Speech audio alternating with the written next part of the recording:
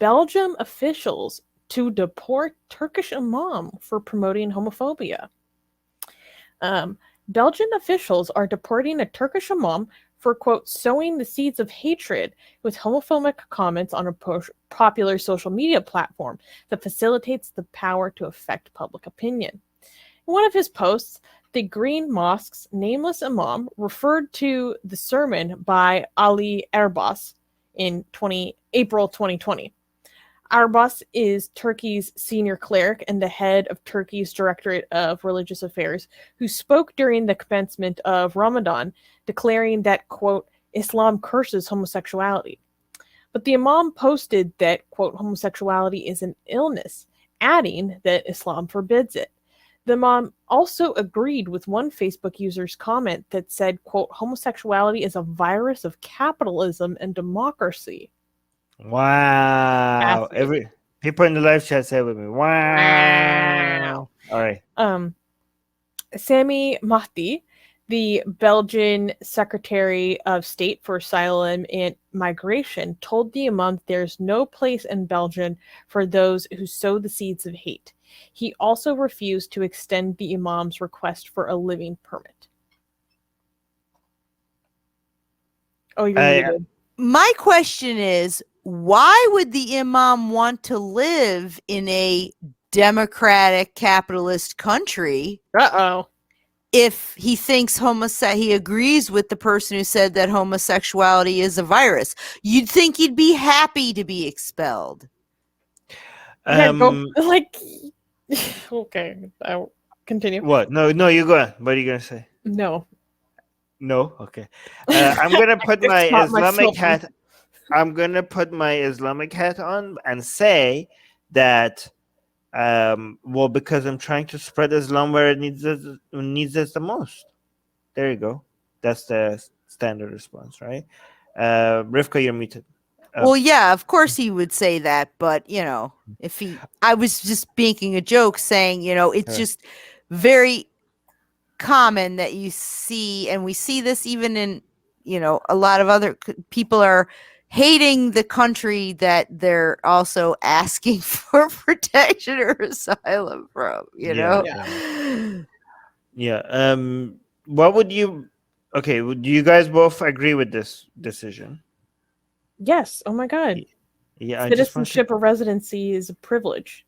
Yes, exactly. And if you don't share the values of that state, they don't have to take you. I absolutely agree. They can decide who they want to give citizenship to, and if if you don't share the values of Belgium, then Belgium is well within its rights to say, you know what, go back to where you came from. And I mean, technically he's not, I don't believe he was actually applying for citizenship. No, he had said a residency. So yeah, he's just declining to extend his permit. Mm-hmm. Your permit's up, dude. Yeah, and they're expelling him. I don't know how to say this. So, Elon Yzermans, the municipality's mayor, said that, quote, discriminatory messages opposing the democratic constitutional state are unacceptable. He added that our municipality attaches great importance to equality and tolerance. Mahdi announced that they would not extend his 3-year residence permit. And he also added, we can no longer tolerate stigmatizing the gay community and spreading such messages. If you have the right to work as an imam in Belgium, you have an exemplary duty. Everyone who does not want to hold our values will have to bear the consequences. Like, well put. Authorities in Belgium are investigating the homophobic statements because they could, quote, disturb public order or national security. And then here's where I think we could have a little bit more of a debate. In addition to deporting the imam, authorities took legal action to revoke the Green Mosque's license. Bart Summers, the Domestic Affairs and Integration Minister, advised that he is taking legal action to revoke the mosque's license. City council officials in some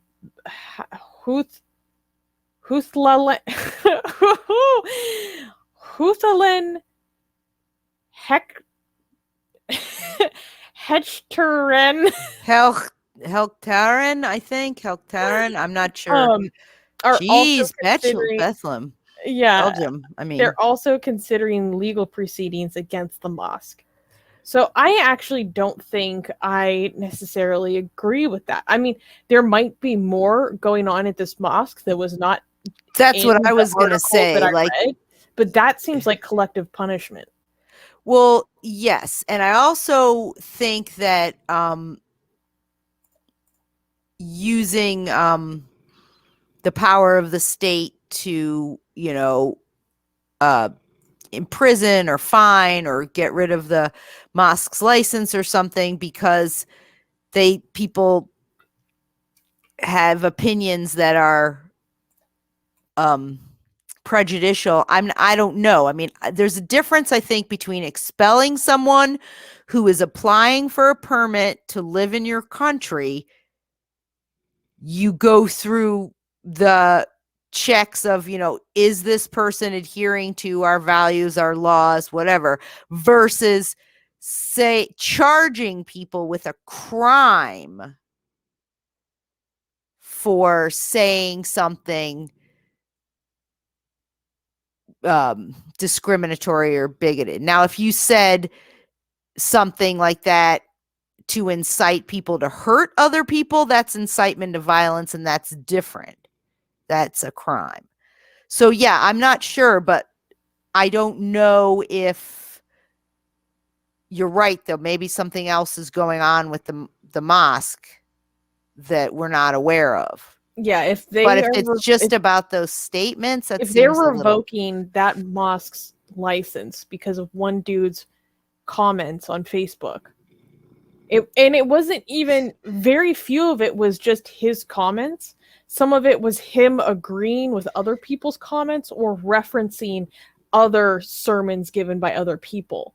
Right. And who knows, though, what sermons he's giving inside the mosque, what he's saying, if he is inciting. I don't know. But if the whole mosque has to go because this guy said some stuff, yeah, it does seem a little bit like collective punishment. And it seems like, but, who knows? I don't know what else is going on with regard to that.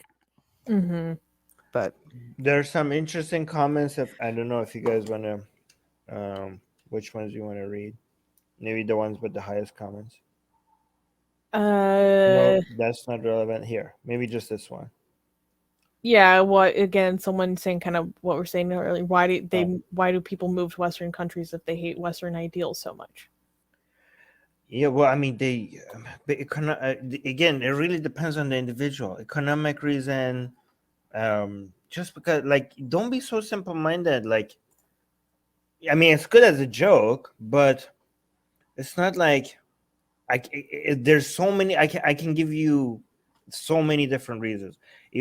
One could be very religious, going to the land of the unbelievers, spreading Islam. One could be completely selfish, thinking about like, well, I don't have to, just because I'm against these ideas, that doesn't mean that I'm gonna not live here. This is better for my family, for myself, for my family. I get some people might even be like, you know what, I get to live here and still complain.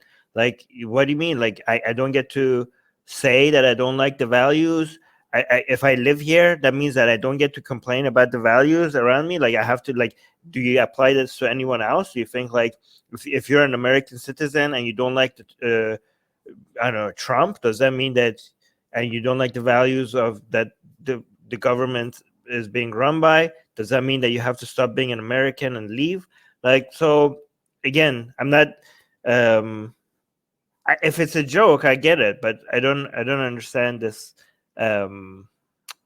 this line. But yeah, there's a Kuwaiti sociologist who talks about this kind of thing, where he was specifically talking about migrants and refugees coming from Syria and all these other countries, and he was using the discussion about Islam and how it doesn't serve them in reality. So even if they don't agree with these countries, they're risking their lives to come across the water to get to Europe, risking their children's lives when they could walk to Saudi Arabia without, it's closer, or, he was talking about how the values of Islam aren't serving them in reality, whereas they're looking, like you were saying, for economic reasons or education or, freedom or any of these other things. They end up in a lot of these Western European countries rather than in Saudi, the center of Islam. And it was just interesting how he framed it in that way, which I thought was very inclusive of understanding the whole picture, because he was talking about what you were talking about, some of the reasons why someone might move to a Western country over, say, Saudi, despite being highly religious. So I just thought it was interesting. Yeah, I mean, yeah, it really depends on the individual, and unlike what most people think, a lot of a Muslim's life is not about Islam, right? Like a lot of a Muslim's life has nothing to do with Islam, right? There are many other things that is part of the decision making. Another thing to also consider is that a lot of Muslims, even very religious Muslims, do not consider Islamic countries properly Muslim, or even Islam Sharia. Like a lot of Muslims, a lot of very religious Muslims are anti-Saudi Arabia's government, definitely anti-Iran's government, anti-Pakistani government, anti-Malaysia. Like there's so many, like many religious Muslims do not think any of these Islamic governments are being truly Islamic. So that's also a lot of Muslims hate Saudi Arabia's government more than they hate I don't know, even Israel's government. That's so there's that. Okay, do you want to say Just something? reminds me of that joke, speaking of jokes, where they say, how many people vote for the Sharia? And 99.9% of the people raise their hand. And they said, how many people vote to live under Sharia? No one person raises their hand, And also subscribe to our newsletter, because if we get removed from all these platforms, at least we could reach out to you. And guys, by the way, if you subscribe to our newsletter, you get a free copy. Where's your copy, Susanna? Get it. We're doing promotion. You get a free. It's not even promotion. It's free. Okay, so if you subscribe to our newsletter, link in the description, you get a free copy of Why There's No God. Come on, like I'm handing it out for free. Okay, it's a bestseller on Amazon, and you get it for free. So subscribe to our newsletter, and you get a free copy of Why There's No God sent to you. Link in the description.